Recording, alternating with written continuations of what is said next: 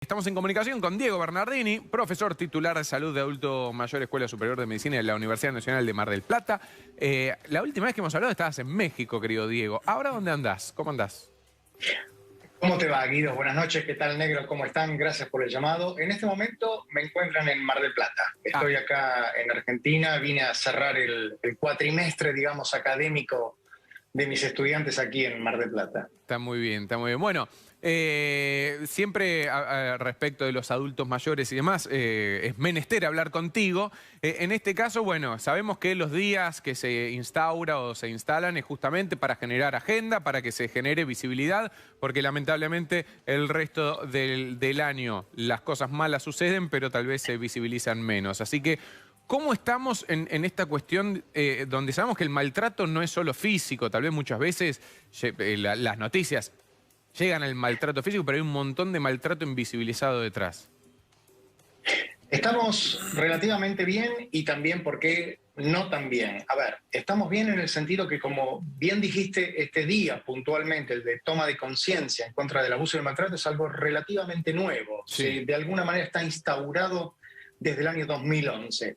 Y estamos mal, quizás, por el hecho de que todavía sigue siendo algo que está extremadamente invisibilizado. Recién lo comentaban ustedes, cuántas veces hemos hablado de esto, cuántas veces las noticias de alguna manera reflejan un maltrato que, como bien dijiste, no tiene por qué ser solamente físico, sino que puede ser emocional, puede ser psicológico, puede ser sexual, financiero, sí, económico, y si querés después te cuento bien por qué, pero pensemos esto, por cada hecho de maltrato, de abuso del cual nos anoticiamos, se estima aproximadamente, y estos son datos de la Organización Mundial de la Salud, que hay 20 de ellos que permanecen invisibilizados. Increíble. O sea, nos enteramos del 5% de los casos. ¿Y eso por qué? Porque Sí, otros casos no se denuncian. O sea, nos enteramos de los que se denuncian, nos enteramos de los que salen en los medios. ¿De qué se trata? De esos casos que nos enteramos y esos 20 que no.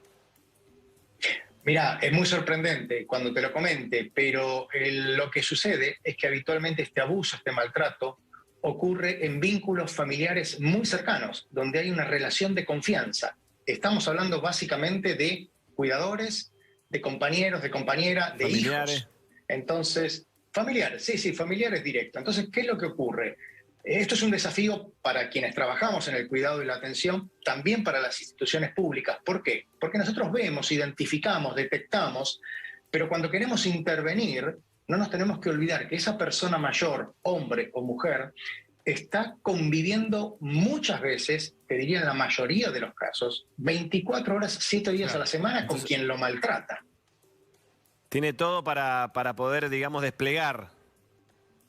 Exactamente. Pensemos que son personas que están en una condición de vulnerabilidad, ya sea porque necesitan ese cuidado, porque están dependientes para las actividades de la vida diaria, que seguramente nosotros hemos hecho hoy durante el día y lo seguimos haciendo y no pensamos, como es, por ejemplo, salir de la cama, ir al aseo, vestirnos, alimentarnos. Esas personas en general dependen siempre de ese apoyo que está dando esa persona de confianza, que además vale la pena aclarar esto. En algunos casos ese abuso y el maltrato es de manera consciente. Te lo pongo en estos términos: facturas que se pasan de relación de una vida pasada. Claro. Pero muchas veces es un abuso, es un maltrato inconsciente. Incluso porque del que lo ejerce. Por eso este día es tomar conciencia de eso, porque tal vez digo, uno en la rutina, uno a veces no se da cuenta y está maltratando a esas personas. Exactamente, porque justamente era lo que te iba a comentar. El cuidado es una sobrecarga emocional, física y económica muy, muy grande. Aquellas personas que hoy nos están acompañando, que nos miran, que hemos cuidado familiares, es una tarea que te destruye literalmente. Claro. Entonces, cuando vos no tenés ese relevo, ese cuidado, a través de otra persona que te permita, mira lo que te digo, salir 1 hora por día a dar una vuelta por el barrio, tomar aire o a tomar un café, y estás vos ahí metido las 24 horas, te destruye.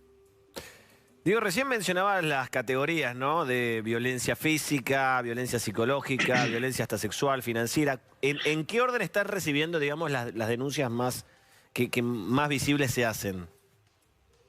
Mira, no te sabría decir en ese sentido porque no tengo los datos, porque como te digo es algo que es no solo relativamente nuevo, sino que es muy difícil registrar.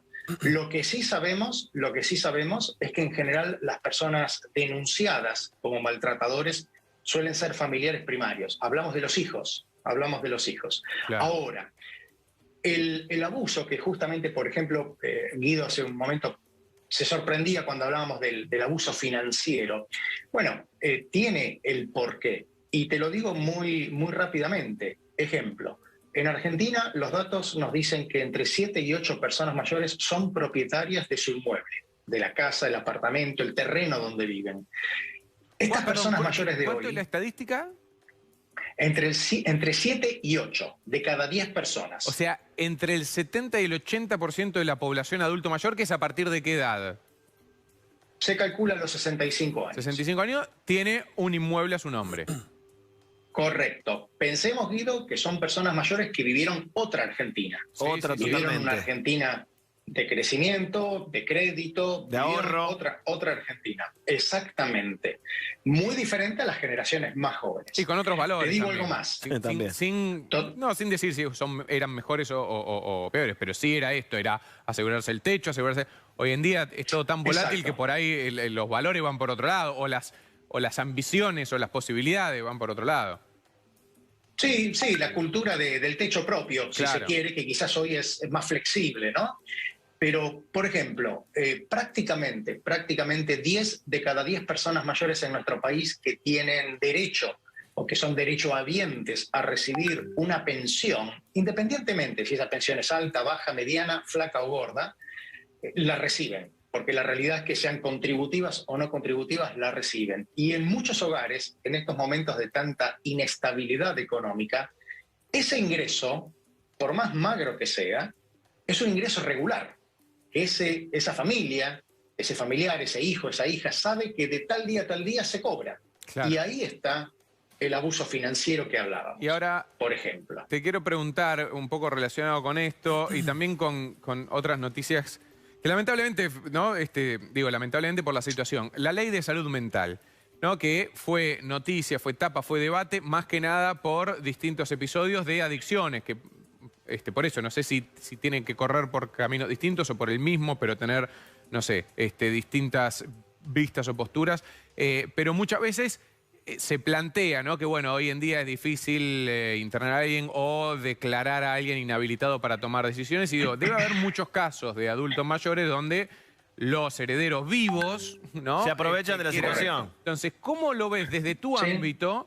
Eso, el tema de la ley de salud mental, el tema de esto, que entre el 70 y el 80% tiene una propiedad y que por ahí los hijos, los nietos, empiezan a ver de otra manera a esa persona. ¿Cómo lo ves en cuanto a esto que se debatió de la ley de salud mental? Es cierto lo que decís, lo veo como un desafío. De hecho, por ejemplo, el año pasado, para mis estudiantes de quinto año aquí de la carrera de medicina en Mar del Plata, hicimos un seminario específico en estos temas, porque lo que estamos viendo, vos para declarar a una persona incompetente desde el punto de vista cognitivo, por ejemplo, que es lo que sucede Claro. en el caso de las personas mayores, vos necesitas firmas médicas.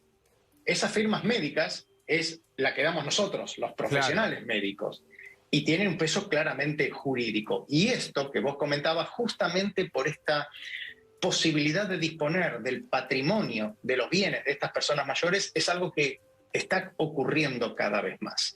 La realidad es que tanto la ley mental como la ley de una muerte asistida, de una muerte digna, como la ley de cuidados, que es algo que debería en cierta parte proveer el Estado, son todos diálogos, son todas reflexiones y por supuesto después deben instrumentarse en políticas públicas que todavía nos estamos debiendo como sociedad. Y acá hay dos cuestiones fundamentales. Primero, que toda esta longevidad que estamos viendo es un fenómeno nuevo. Sí. Es un fenómeno nuevo, esto es de los últimos 30, 40 años. Lo segundo es que en nuestra Argentina, donde parecería ser que siempre la urgencia te come la importancia o lo importante que realmente hay que discutir, bueno, esto sigue todavía quedando postergado. Vos hablás que bueno, es nuevo de los últimos 30, 40 años. Para tener Ayer hablábamos de La Tregua, del libro de Benedetti, de la película, y lo que contaba era que el protagonista estaba esperando cumplir 50 años para jubilarse. Libro que tendrá 50 años, no sé, Sí. 50, 55, 45, no sé. Claramente se fue actualizando un poco la edad jubilatoria, pero digo, ¿qué cambió? O sea, 30, 40 años atrás, ¿cuánto era la expectativa de vida? ¿Cómo cambió? ¿A qué desafíos nos enfrentamos con la tecnología? Con, por un lado, tener más longevidad biológica, pero el cerebro también se fue adaptando a esa longevidad, o hay, Sí. o hay más enfermedades, no sé cómo llamarlas, senil, digo, cognitivas, que antes justamente por vivir más tiempo. Mirá, varias cosas. Sí. Por ejemplo, la ley de jubilación, la edad de retiro jubilatorio es otro de los temas que nos debemos. ¿Por qué? Por lo que vos decís, hoy una persona, a ver, ¿cuál es la edad de retiro, llamémosle convencional? 62, 65 años, en Sí. algunas cuestiones 67. Bueno, hoy una persona de esa edad tiene por delante 30 años, 25 años de expectativa de vida, pero además hay otro tema. El trabajo, cuando se instaura la jubilación a principios del siglo pasado, el trabajo era netamente físico. Hoy es diferente. Hoy Claro. es más mental, es más cognitivo, donde se requieren de otros atributos que sabemos que la edad nos brinda, como una comprensión de la situación, como quizás una toma de decisión más asertiva. Entonces, esto claramente tiene que flexibilizarse, pero además por otro tema que es muy claro. Vivimos más y estamos teniendo menos hijos. Entonces, Sí, que en un país como Argentina... los más jóvenes son los que pagan esas jubilaciones y cuando esos crezcan, o sea, Exacto. no es la plata que Exacto. dejaron en los 70 en la caja de ahorro, ahora viven de eso, no. No, para nada. Es una bicicleta. Sí, sí, y dos temas, mira, dos temas importantes. Lo primero tiene que ver con que yo soy de los que creen, y hay una corriente académica muy fuerte de especialistas que adherimos a esa forma de pensar, que la jubilación como tal es un beneficio que forma parte del siglo XX. Nosotros no vamos a vivir de una jubilación, vamos a vivir de una transferencia económica que nos puede dar el Estado, que va a ser más cerca de lo mínimo que de esas jubilaciones de las cuales quizás vivieron nuestros abuelos, por ejemplo, ¿no? Lo segundo es que ese viejo dicho, el trabajo es salud. Sí. Las personas mayores no quieren ni pueden trabajar 8, 9, 10 horas, pero quieren estar ocupadas, quieren estar tener activos, un proyecto, sentirse quieren estar útiles. activos. Exacto, y eso no es productividad, eso es vigencia, que es la capacidad de dar que tienen las personas mayores. Lo que necesitamos como sociedad es darle la oportunidad, porque si vos les preguntás a esas personas, todos quieren dar. El tema es que la sociedad dice una sociedad envejecida. No, no es una sociedad envejecida. La sociedad que envejece es la que no se adapta a este cambio, que es una sociedad longeva, con personas que no solo están viviendo más, sino que deciden vivir diferentes. Deciden enamorarse, deciden emprender, estudiar un idioma, aquellos que pueden viajar o ser abuelos a tiempo parcial. Se les Y puede esto dar un es todo lugar, claro. cambio. Eso es lo que tenemos que hacer. Tenemos que darle un lugar. La política pública tiene que ir a ese lado. Claro. Y lo otro que te consultaba, digo, así como las personas viven más, yo alguna vez había escuchado, pero por eso no sé si es así o no, que... ¿En qué estado llegan? Que por eso también hay más enfermedades, no sé si neurodegenerativas, cognitivas y demás, porque el cuerpo vive más, pero el cerebro le ha costado más adaptarse. ¿Puede ser o no? Mira, un punto importante. El primero como paraguas, como idea general, es entender que la vejez no es enfermedad. La mayor parte de las personas mayores tienen funcionalidad, tienen un grado de salud que les permite vivir de manera independiente, Sí. de manera autónoma, llamémosle. La realidad también es que, por ejemplo, para un problema de salud, como es el deterioro cognitivo, la enfermedad de Alzheimer, que es el 70-80% de las demencias que hoy vemos, claramente correlacionan con edad. Significa que a mayor edad, mayor chances de desarrollarla. Pero la realidad es que la mayor parte de nosotros vamos a poder vivir el mayor tiempo de nuestras vidas de manera independiente. Lo más interesante de esto es que hoy podemos prepararnos para eso, porque tus padres, mis abuelos, todas las personas mayores que nos antecedieron se encontraron con esta longevidad como un regalo. No esperaban vivir tanto tiempo. Mi abuela, que vivió más de 100 años, nunca imaginó que iba a vivir 100 años. Tremendo. Pero nosotros sabemos que sí, que es muy probable. Mira, hoy los chicos que están naciendo ahora, se calcula, se estima que la mitad van a pasar los 95 años Eso es, de vida. está bien, lo que están haciendo ahora, pero también había leído que los de nuestra generación, perdón, negrito, pero esto es así, puede incluso que reduzca por un estilo de vida de excesos y de mala alimentación, de mala comida. O sea, todo lo que se fue ganando en los últimos años, hay que ver qué pasa con estas generaciones que tienen otro tipo de vida. No sé si es así, si... Los horarios de trabajo. Mira, es así, y te doy un ejemplo. En México, por ejemplo, México es el país que tiene mayor consumo de bebidas azucaradas, mayor grado de obesidad infanto-juvenil. ¿En México? Mayor grado de... En México, sí. Estos son datos globales de no solo la Federación Internacional de Diabetes, sino de la misma Organización Mundial de la Salud. En México, en el año 2013, se instaura como política pública lo que se llama la Estrategia Nacional de Prevención contra el Sobrepeso, la Obesidad y la Diabetes. En ese momento, si vos ves las curvas de expectativa de vida, hay una muesca, va para abajo, que es lo mismo que va a ocurrir ahora y que ya está ocurriendo y está medido. Por ejemplo, en España se habla de un año y un poco más de pérdida de expectativa de vida por la pandemia. Claro. Ahora, cuando en México instalan esta estrategia que, por ejemplo, tiene que ver con los impuestos a las bebidas azucaradas, más recientemente el etiquetado frontal que en nuestro país está llegando, ahí nuevamente vuelve a subir. Entonces, ¿cuál es el punto? El punto es que hoy sabemos que la longevidad está relacionada a cómo nosotros vivimos, a nuestros estilos de vida, que es lo que vos mencionabas.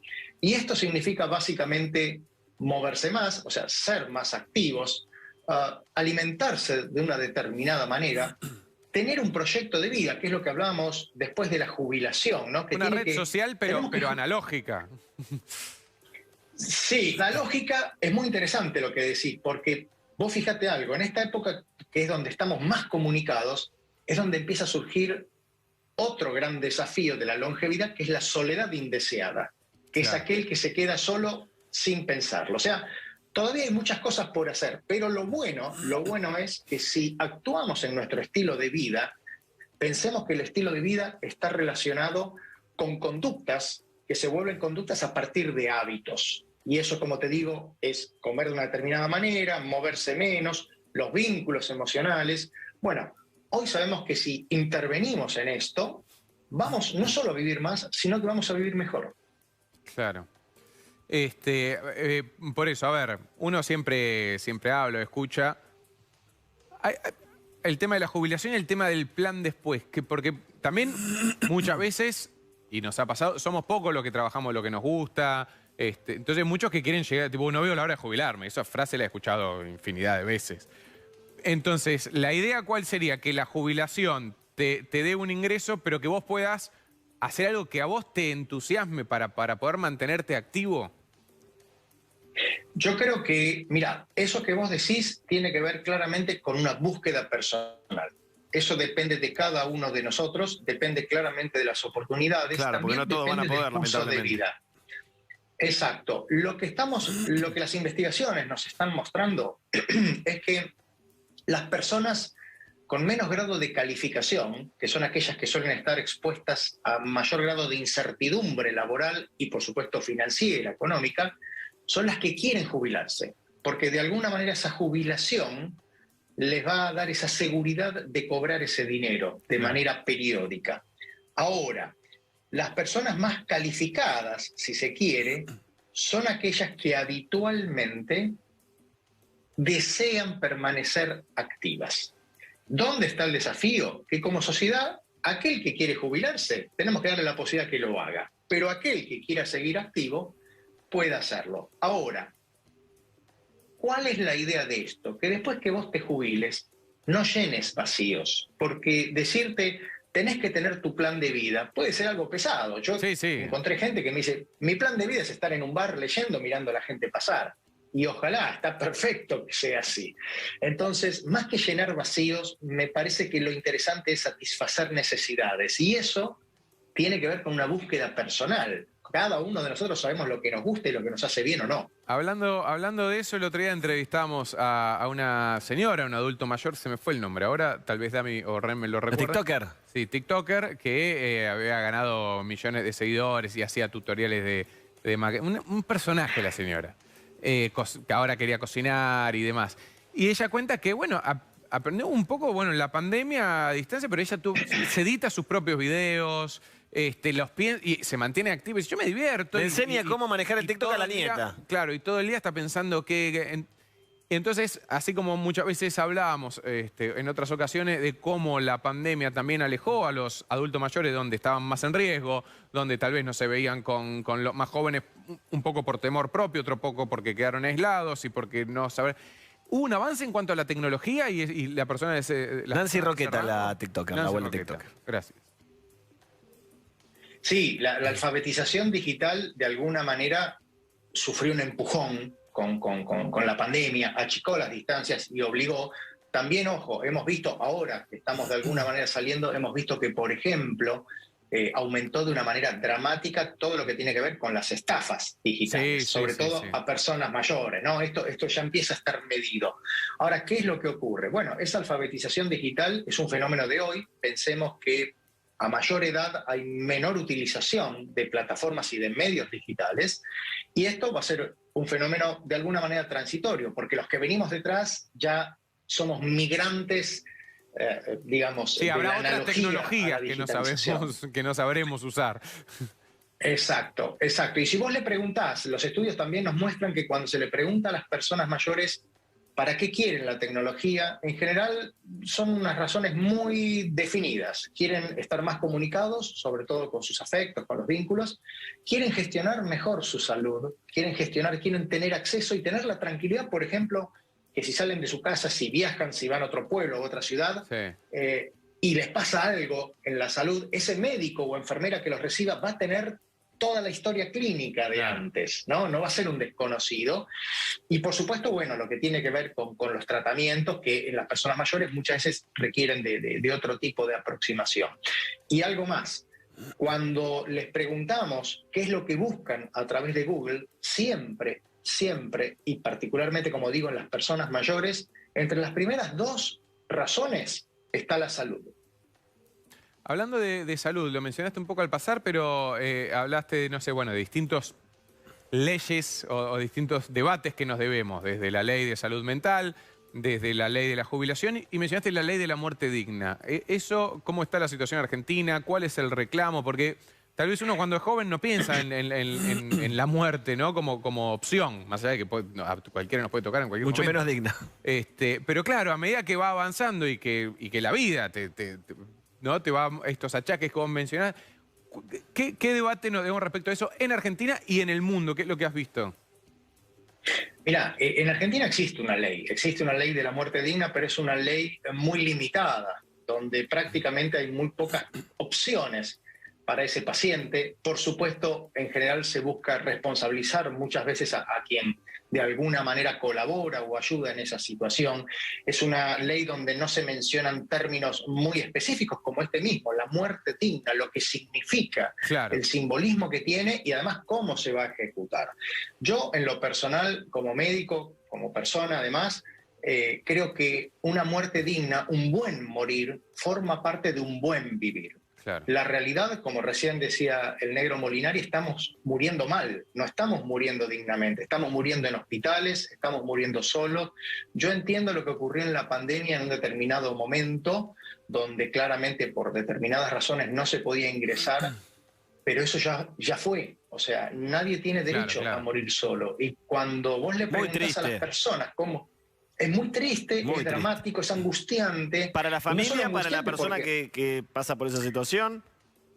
Exacto, porque el que muere, muere, pero la familia que está acompañando, que no se puede despedir, que no puede hacer ese duelo, que no puede ir a acompañar, ninguno tiene derecho a morir solo, a no tener un afecto que lo tome de la mano en ese momento. Y lo despida. Porque cuando vos claro, y cuando vos le preguntás a la gente, nos preguntamos a nosotros, a ver, en voz alta, ¿cómo nos gustaría que sea ese tránsito, ese último? Porque es lo que decía también Guido, a ver, es la única certeza. O sea, si nacemos es porque nacemos, porque en algún momento nos vamos a morir, este viaje se va a acabar. Y todos, ¿qué decimos? Y bueno, me gustaría en mi cama, durmiendo, sin dolor. Es ¿no? lo que la mayoría creo que desea eso. Exactamente. Y vos Llegando fijate cuál es lúcido la hasta último, realidad. o sea, o al menos activo corporalmente, ¿no? Hasta último momento, sí, obvio. Sin depender de nadie, bueno, sí. Sin pero dolores, no lamento. sí. Exactamente, exactamente. Y la realidad es muy diferente, es muy distinta a lo que está ocurriendo, ¿no? Entonces, bueno, yo creo que tenemos elementos o prácticas bastante interesantes. España es una de ellas. Y digo España porque tiene una cuestión cultural muy similar a nosotros. Uno puede decir, bueno, los países nórdicos o algún país asiático, Claro. sí, pero culturalmente somos muy diferentes. Me parece, España en la década finales de los 80, inicios de los 90, tuvo una campaña muy fuerte donde se establecieron, porque a ver, hablamos de muerte digna, pero vos tenés que tener recursos, equipos médicos y tecnología que sepan hacer eso. Y eso lleva un tiempo de preparación. Bueno, España lo hizo, finales de los 80, inicios de los 90, hay equipos, tecnología y una política de cuidados paliativos y de un acompañamiento que quizás no es tan avanzada como en Suiza, que uno paga, va a un hotel, va a una residencia, le dan un cóctel y se acabó. Claro, claro. Pero bueno, son cuestiones que hoy tenemos que hablar. Hablo de Suiza como hablo de los Países Bajos o alguna provincia o territorio de Australia, ¿no? Pero bueno, tenemos que fijarnos, porque esos son los desafíos que vamos a tener ahora, ya en el corto plazo. Y para cerrar, bueno, un poco como dijiste, hay muchas veces que se hace o que se ejerce un maltrato sin estar consciente que estás maltratando a esa persona. Así que ser un poco más, no solo empático, sino atento, ¿no? A los actos de cada uno. Mirá, vos lo dijiste, creo que la clave es la empatía, es la compasión, el identificarnos con el otro, es pensar que estamos cuidando o que nos está necesitando quien nos cuidó a nosotros. Y por último, también tenemos que pensar que en esta sociedad de nueva longevidad, donde no solo vivimos más, sino que además queremos vivir bien, además del niño o de la niña que todo el mundo dice que tenemos dentro, también tenemos un viejo y una vieja, una persona mayor que de alguna manera tenemos que aceptar que está en nosotros, Totalmente. con la cual tenemos que aprender a convivir, porque probablemente esta segunda mitad de la vida va a ser la etapa más larga y está en nosotros que sea la más interesante vivir. Entonces, eso tiene que ver con honestidad, tiene que ver con reflexión, con aceptarnos y por sobre todas las cosas con amigarnos con el devenir del tiempo. Totalmente. Diego, súper interesante, como siempre. Te agradecemos el tiempo y volvernos a comunicarnos. Un abrazo muy fuerte, cuídense, abrazo, Diego. buena semana. Abrazo grande, Diego.